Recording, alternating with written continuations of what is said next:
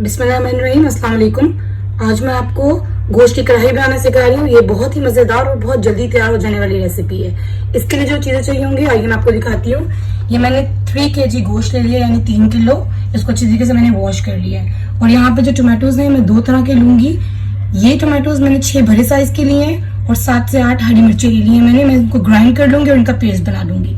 और ये टोमेटोज ये भी 6 बड़े साइज के हैं, इनको मैंने स्क्वायर कट काट लिया है। यहाँ पे जिंजर गार्लिक पेस्ट यूज करूंगी मैं 4 टेबल स्पून, और कसूरी मेथी मैं 4 टेबल स्पून यूज करूंगी। इसको मैंने अच्छी तरीके से धो लिया है। और गार्निशिंग के लिए मैं जिंजर यूज करूंगी। ड्राई स्पाइसेस में मैं 2 टेबल स्पून सॉल्ट यूज कर रही हूँ। मैं बाद में टेस्ट कर लूंगी, इसको अगर मुझे कम लगेगा तो मैं और डाल लूंगी। और red chilli powder 4 tablespoon, turmeric powder यानी कि हल्दी ये 1 टेबल स्पून ले रही हूँ, कोरिएंडर पाउडर ये 2 टेबल स्पून, और क्यूमिन पाउडर ये भी 2 टेबल स्पून, और 1 टीस्पून मैं कलौंजी ले रही हूँ। और इसके अलावा हमें हरा धनिया और हरी मिर्ची चाहिए होंगी। और इसके अलावा 1 कप दही चाहिए होगी। 1.5 मग ऑयल ले लिया। अब इसके अंदर ये जो मैंने ग्राइंड किया था टोमेटोज और ग्रीन चिली ये मैं ऐड कर दूंगी इसके अंदर, और इसको थोड़ा सा मैं भून लूंगी। हम जिंजर गार्लिक पेस्ट ऐड करेंगे 4 टेबल स्पून,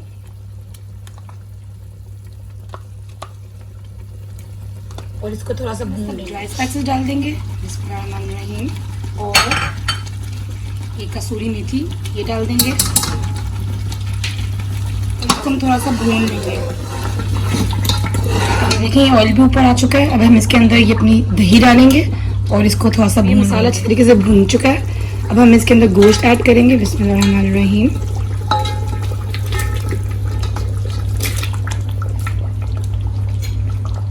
और इसको थोड़ा सा हम भून लेंगे। उसके बाद इसको इसमें थोड़ा सा पानी डालकर इसको प्रेशर दे देंगे और 15 मिनट तक इसको प्रेशर देंगे। और जब खोलेंगे और चेक कर लेंगे गोश्त, देखिए गोश्त बिल्कुल रेडी है पककर।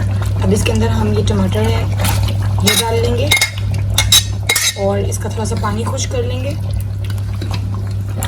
और बस ये थोड़ी देर में रेडी हो जाएगा। जो कट काटे थे जिंजर ये भी ऐड कर देंगे और इसको पकने देंगे अभी। देखिए ये बिल्कुल रेडी हो चुका है, ऑयल भी ऊपर आ चुका है, इसका पानी भी खुश्क हो चुका है। अब इसके अंदर हम हरा धनिया और हरी मिर्च डालेंगे और इसको मिक्स करके 2 मिनट के लिए दम दे देंगे। ये लीजिए बहुत ही मज़ेदार कढ़ाई गोश्त रेडी है। जाने से पहले आपसे एक हदीस पाक शेयर करना चाहूँगी। ये हदीस मसनद अहमद से ली गई है। हजूर पाक सल्लल्लाहु अलैहि वसल्लम ने फरमाया कि यतीम के सर पर हाथ फेरा करो और मस्कीन को खाना खिलाया करो। मुझे अपनी दुआओं में याद रखिएगा। जज़ाकल्लाह खैर।